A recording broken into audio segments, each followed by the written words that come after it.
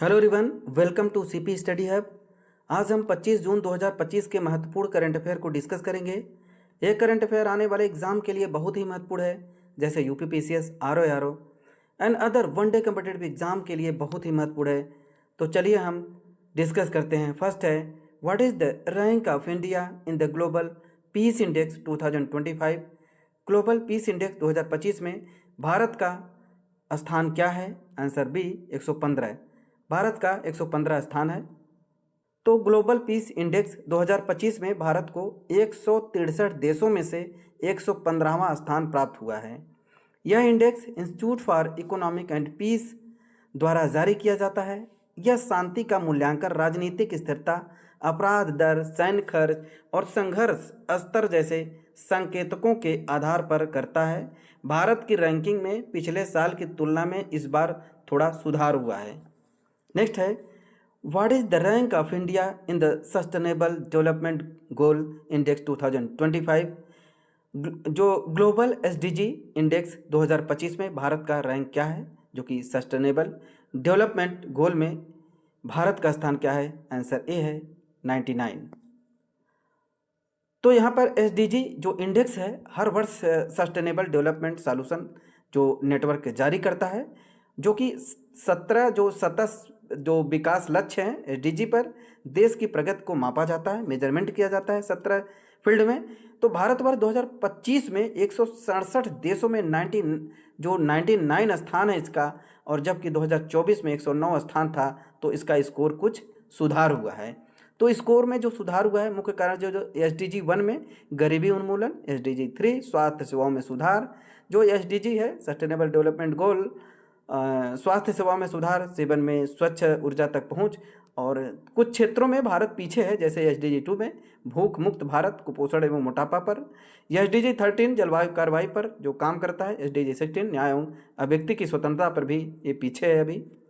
Next है, हाल ही में प्राक्कलन समितियों का प्राक्कलन राष्ट्रीय सम्मेलन national conference of estimate committee कहाँ आयोजित किया गया? Where was the recent national conference of estimate committee held? Answer C Mumbai. तो मुंबई में अभी national conference of estimate committee का आयोजन सम्मेलन वहाँ पे किया गया मुंबई में। तो प्राक्कलन समिति का जो ये 5वां राष्ट्रीय सम्मेलन जो हुआ जून 2025 में मुंबई में यह आयोजित किया गया, और इसका उद्घाटन लोकसभा अध्यक्ष जो इस समय ओम बिरला हैं उन्होंने किया था। और प्राक्कलन जो समिति है लोकसभा की सभी जो बड़ी समिति है, और जिसमें 30 सदस्य होते हैं, ये सभी सदस्य जो लोकसभा में होते हैं सब लोकसभा के होते हैं, और समिति की स्थापना 1950 में हो जाती है। और इसका जो बजट जो इसका कार्य है, बजट में स्वीकृत व्यय की जांच करना, जो भी एक्सपेंडिचर है उसकी जांच करना, और यह देखना कि जो सरकारी पैसे हैं उसका सही उपयोग किया जा रहा है कि नहीं किया जा रहा है। वर्ष 2025 में समिति के 75 वर्ष पूरे हो चुके हैं, इसलिए यह सम्मेलन जो विशेष रहा है। और जो सम्मेलन की थीम है सरकारी व्यय में जो ट्रांसपेरेंसी और प्रभावशीलता बढ़ाना। नेक्स्ट है, संविधान हत्या दिवस पहली बार कब मनाया गया? व्हेन विल संविधान हत्या दिवस constitutional murder day be observe for the first time? Answer C 25 जून को। 25 जून को संविधान हत्या दिवस पहली बार मनाया जाएगा, जो कि 25 जून 2025 को पहली बार राष्ट्रीय स्तर पर संविधान हत्या दिवस के रूप में मनाया जा रहा है, और जो कि 1975 में लगाए गए आपातकाल के 50 वर्ष पूरे होने के उपलक्ष्य में है। गृह मंत्री अमित शाह ने कहा कि यह दिन हमें लोकतंत्र और संविधान की रक्षा के महत्व की याद दिलाता है।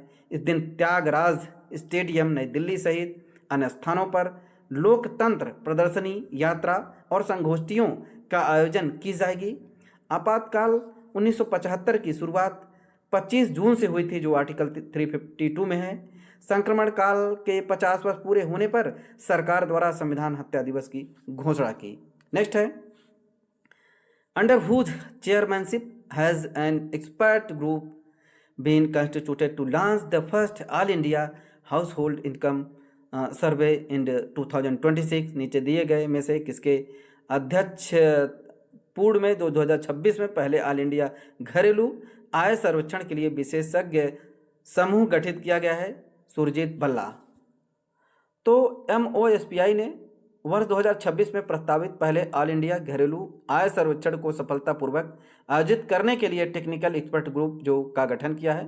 टीजी की जो इस समय अध्यक्षता है, उसके अध्यक्ष हैं डॉक्टर सुरजीत एसभल्ला, जो पूर्व में IMF के लिए भारत की कार्यकारी निदेशक रह चुके हैं, भारत के लिए IMF का, और उनको ही सौंपा गया है। तो यह विशेषज्ञ समूह सर्वेक्षण के डिजाइन, पद्धति और नमूना चयन जैसे महत्वपूर्ण कार्यों में मार्गदर्शन करेगा, जो कि उसको वहाँ पे सर्वेक्षण और भारतीय अर्थव्यवस्था जनसांख्यिकी से जुड़ी महत्वपूर्ण डेटा जो गैप को भरने के लिए बेहद महत्वपूर्ण है।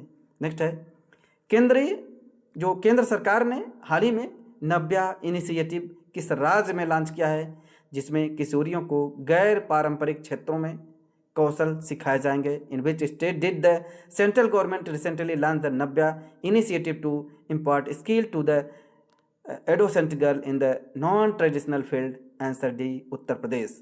उत्तर प्रदेश में जो नव्या इनिशिएटिव भी लॉन्च किया गया है, ये केंद्र सरकार के द्वारा है। तो द नव्या जो प्रोग्राम है, nurturing aspiration through the vocational training for young adolescent girl is a pilot initiative by the ministry of women child development and ministry of skill development and entrepreneurship. इसका एम है, it aim to train adolescent girl under 16 to 18 with at least class 10 in non-traditional and emerging sector like drone assembly, solar PV installation, smartphone, CCTV technician and graphic design. The program was ceremony launched by the 24-25 in 2025 in the Sonbhadra, Uttar Pradesh. A Niti Aayog aspirational district by Sri Jayant Chaudhary and Srimati Savitri Thakur. Next है, who was recently achieved the feat of the becoming the first Indian and second wicketkeeper in the world to score a century in the both inning of the test match. हाल ही में निम्नलिखित में से किसने test match की दोनों पारियों में शतक जड़ने का कीर्तिमान स्थापित कर दिया है, पहले भारतीय और दुनिया के दूसरे विकेट कीपर के रूप में? आंसर है ऋषभ पंत। तो ऋषभ पंत इंग्लैंड के खिलाफ हैंडिगले जो टेस्ट है जून 2025 में पहली पारी में 134 रन और दूसरी पारी में 118 रन बनाकर यह खास उपलब्धि हासिल कर लिया है। वे इस सफलता के साथ पहले भारतीय विकेटकीपर बने हैं और दूसरे विकेटकीपर बने हैं जिन्होंने टेस्ट मैच की दोनों पारियों में शतक जमाया है। पहला था जिम्बाब्वे के एंडी फ्लावर 2001 में। जो पंत भारतीय टेस्ट टीम ने उन 7 बल्लेबाजों में से एक और जिन्होंने दोनों पारियों में शतक लगाया है, गावस्कर, द्रविड़, कोहली, रहाणे, रोहित, हजारे। नेक्स्ट है, रिसेंटली जो deceased Dilip Doshi was the sport person associated with which sport? हाल ही में दिवंगत दिलीप दोषी किस खेल से जुड़े हुए हैं? क्रिकेट से जुड़े हैं। तो दिलीप दोषी भारत के बाएं हाथ के ऑर्थोडॉक्स स्पिन गेंदबाज थे जिन्होंने भारत के लिए अंतर्राष्ट्रीय क्रिकेट खेला। उन्होंने अपने कैरियर में 33 टेस्ट मैचों में 114 विकेट और 15 वनडे मैचों में भाग लिया। वह उन गिने चुने गेंदबाजों में से एक हैं जिन्होंने 30 वर्ष की उम्र के बाद टेस्ट डेब्यू किया और फिर भी 100+ टेस्ट विकेट चटका दिया है। दिलीप जोशी का निधन 23 जून 2025 को लंदन में हुआ और वे 77 वर्ष के थे। नेक्स्ट है, हाल ही में उल्लास जो नव भारत लिटरेसी प्रोग्राम के तहत राज्य उल्लास पूरी तरह साक्षर बनकर तीसरा राज्य कौन बना है? Under the Bharat literacy programme Ullas which state has recently become the third fully literacy state? Answer D Tripura. Tripura ये 3rd नंबर का पूरी तरह से साक्षर बनकर तीसरा राज्य उभरा है, त्रिपुरा।